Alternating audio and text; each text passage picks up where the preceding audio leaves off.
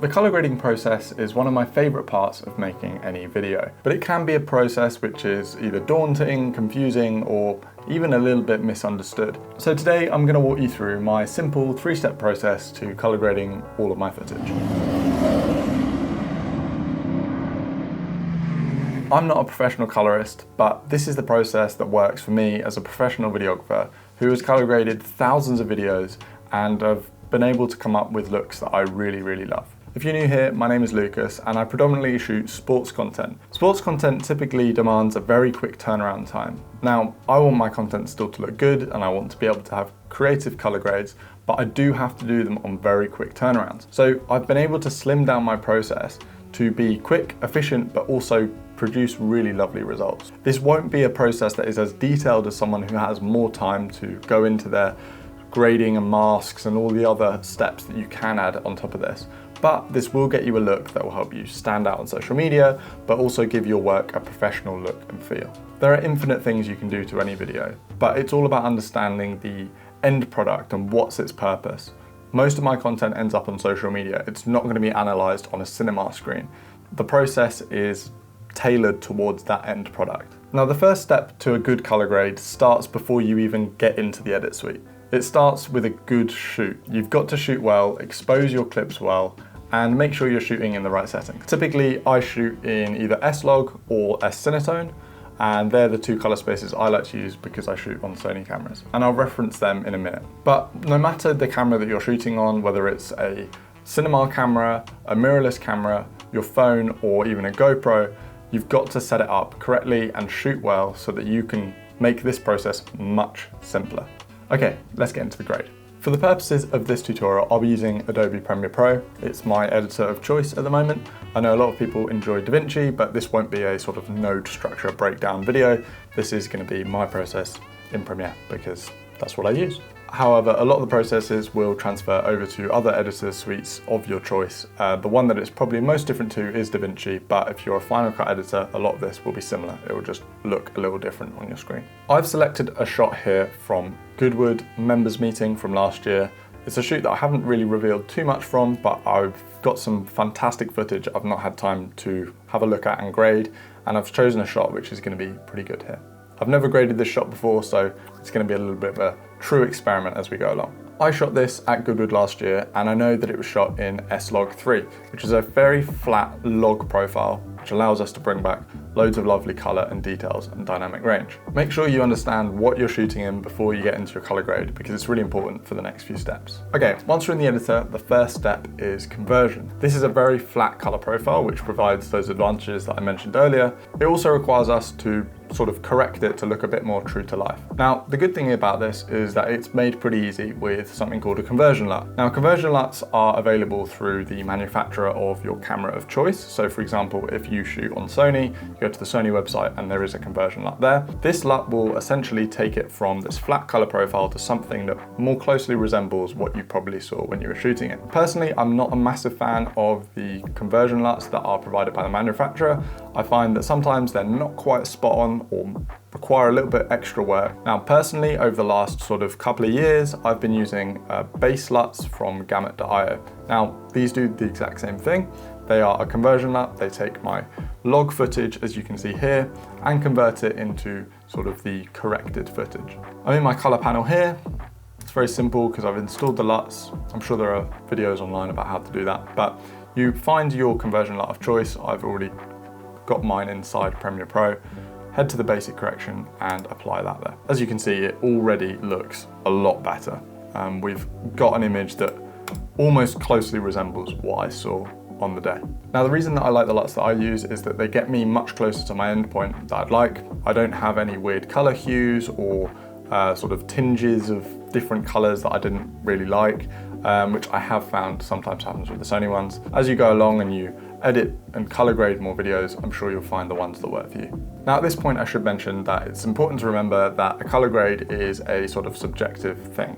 Just like any edited photo or edited piece of work that you've seen, it's all subjective and people like certain looks and other looks. Personally, I am a fan of pretty contrasty images. I like there to be quite a big difference between the shadows and the highlights in my images, I just like them to pop off the screen, particularly when we live in an era of social media where there is so much content. I want mine to stand out. Now, the next step is correction. Now, this is the stage where I will go ahead and correct any of the bits in my image that I'm not particularly fond of.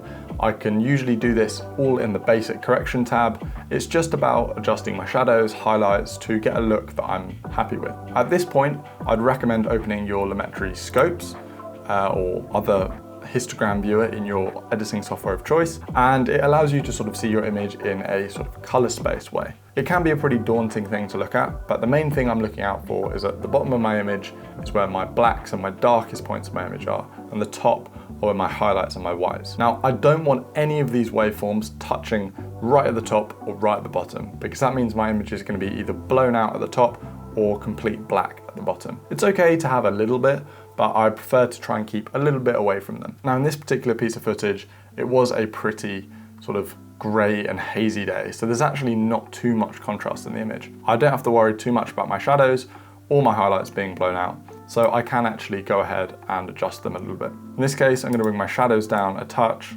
just drag it out.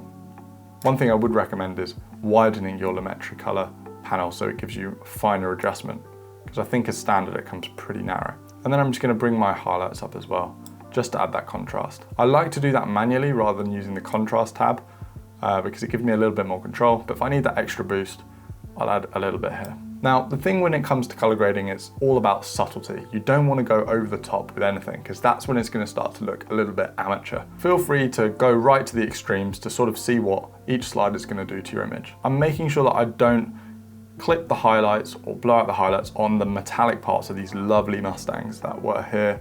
I don't want to overdo it there. The other thing I can do at this point is adjust my white balance. I don't want to be making too many extreme changes, but if I want to sort of warm something up or cool it down, I can do that now as well. Now, at this point, I've corrected the image to something that I'm pretty happy with. It's already looking pretty good. Now, if you wanted a completely natural look, then this is pretty much where you'd stop. But we're looking to take it one step further and give it that extra little something. So that's when we get into the actual process of color grading. Now, my one thing when it comes to color grading is to keep it simple. Don't try and overdo it, because that's when it usually looks bad. I'm going to open up my creative panel in Lumetri Color, and I'm going to head to my look and my LUTs. I've collected a lot of different LUTs, which are sort of looks that I can apply to my images over the time that I've been making videos. There are so many widely available. I like to personally pick them up from creators that I enjoy and support their work. I'm not currently selling any LUTs, maybe I will in the future. It's something I would highly recommend to sort of see what different looks you can get, and it's nice to support your favorite creators as well. I've got a few from different people that I enjoy, and one of the ones again is from Gamut, and I think it's going to fit this piece of footage really well. It's from the 606 collection from Gamut.io. And it adds a really great vintage look to this. Now, one thing with LUTs is sometimes they can be too overpowering. In this case, I actually think it's spot on, but you can adjust the intensity of your look. That would be probably taking it too far, and you can sort of just bring it down and dial it exactly where you want. This LUT has a great look. It's very sort of subtle, but it just has that little bit of, removes the harshness of the greens, brings out the oranges, and gives a sort of slightly orange look to it, which sort of fits this retro vibe at Goodwood. At this point, I like to add a little bit of sharpening to my images, usually around under 10%, just to add a little bit of extra crispness. If you've already got sharpening on inside your camera, you may not need to do that. And one of my favorite things to do at this point is to add a little bit of film grain. I use a plugin called Film Convert Nitrate, and I apply it to my clip, and it adds a level of film grain, but also some film emulations, which again, like in all situations, you have to apply with reason and with purpose. Don't just apply it for the sake of it. In this case, this is a really vintage event. I do want to give it that film sort of feel to it, and so I think it's probably quite appropriate. I can just apply the film grain and keep the look I had, but I'm going to apply a very subtle look, a film stock, which is this KD 5207 Viz 3. It's quite a strong look at the moment, so I'm going to dial it down because it's sort of affecting the colors I was playing with earlier. And it just adds this lovely grain, which is awesome. Now, the difference between doing this through a plugin and adding sort of a film look, which you can download online, is that this is all naturally generated film. It's not just a repeating pattern that goes on, and you've got great adjustment over the size, softness, strength, and saturation if you want to. Personally, for the simplicity of this tutorial, I'm not going to go into that, but it can be a great thing to play around with if that's something that you're into. At this point, I can go back and make any other adjustments to my basic correction after I've applied my LUTs, in case adding those LUTs has shifted my shadows or highlights too much. I'd recommend playing your clip through to ensure that it looks good throughout your clip.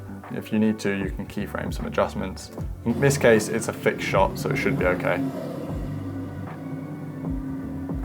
What a shot. And that's pretty much my process for grading my footage. A couple of final tips from me, particularly if you're working with brands over a long period of time or you're making repeated videos that need to have a similar look and feel. You can save these looks as additional LUTs and create a look that you can easily replicate over lots of pieces of footage. Particularly in my work, when I work with sports teams, we've worked to create a LUT with them that they're happy with, and we apply it to almost all the pieces of footage. It can be a great way to establish a brand's identity in another way online by making their work recognizable with a consistent look and feel. So to sort of wrap that up, get your footage, shoot well, convert it, correct it, and then grade it. And most of all, have fun with it. Practice, it takes time and repetition. I've color graded thousands of videos at this point. My first grades were horrible. The ones I do now, I enjoy, but I'm sure in 2-3 years' time, I'll look back and know that I can even improve these now. I'm gonna go and post and export this one to Instagram because I just love this clip. And I hope that you found this video useful. If you did, make sure to hit the like button and subscribe. I'm trying my best to revive this channel. Finally, I'll leave the links to some of my favorite LUTs and the conversion LUTs that I use down in the description. The Gamut.io, I am an affiliate, so I will get like a little percentage if you do decide to purchase those. But the other ones, some of them are just from my favorite creators that I would highly recommend checking out. Okay, that's all from me. Thank you so much for watching, and I'll catch you next time.